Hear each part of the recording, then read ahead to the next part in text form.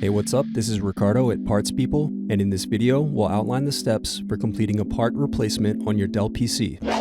Visit our website and use this coupon for a 5% off discount.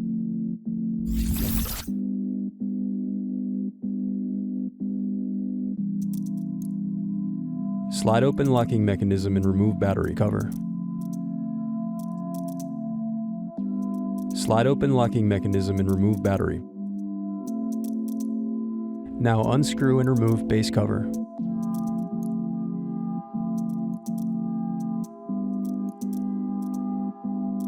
Thanks for watching. Don't forget to like and subscribe if you enjoyed this video.